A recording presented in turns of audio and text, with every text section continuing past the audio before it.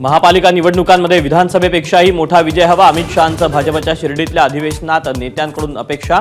उद्धव ठाकरे शरद पवारांवर पुन्हा टीकेची झोड.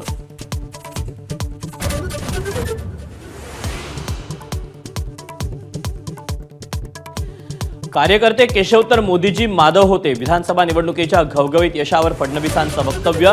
तर सर्व घोषणा पूर्ण करण्याचंही दिलं आश्वासन.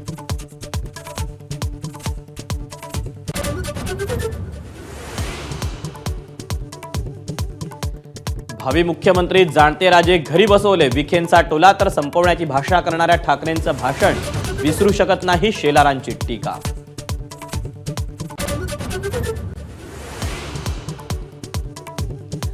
सरपंच संतोष देशमुखांचे लहान भाऊ धनंजय देशमुख उद्या मस्सादोगमध्ये टॉवरवर चढून आंदोलन करणार. खंडणी प्रकरणी कोठडीत असलेल्या वाल्मिक कराडवर मोका अंतर्गत कारवाई करण्याची मागणी.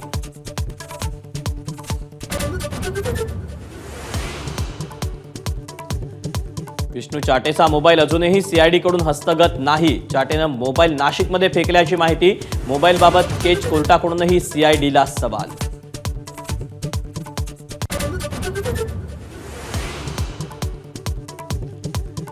परभणीत सुप्रिया सुळेंनी घेतली दिवंगत सोमनाथ सूर्यवंशींच्या कुटुंबियांची सांत्वनपर भेट. सरकार वेगळं बोलतंय आणि वास्तव वेगळंच असल्याचा सुळेंचा आरोप.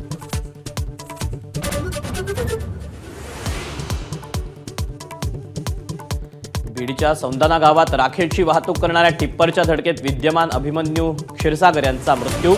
अपघात की घातपात, भाजप आमदार सुरेश धस यांच्याकडून शंका व्यक्त.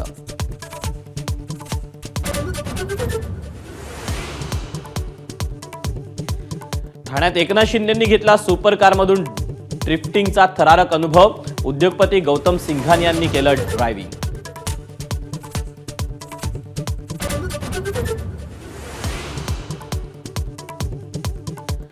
आमदार बनून त्रासलो, आता मंत्री बनायचंय. बडनेऱ्याचे आमदार रवी राणांनी बोलून दाखवली इच्छा.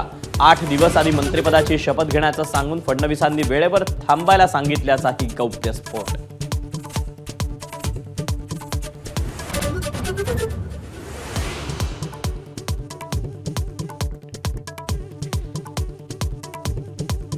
रणजी क्रिकेट संघातून काढल्यावर कपिल देवची हत्या करायला त्याच्या घरी गेलो होतो, पण कपिलच्या आईकडे बघून गप्प बसलो. क्रिकेटपटू योगराज सिंग यांचा खळबळजनक दावा.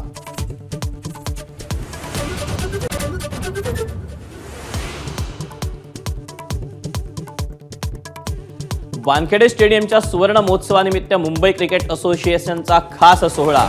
आजपासून खास कार्यक्रमांचं आयोजन. पहिल्या दिवशी गावस्करांच्या हस्ते मुंबईच्या कर्णधारांचा गौरव.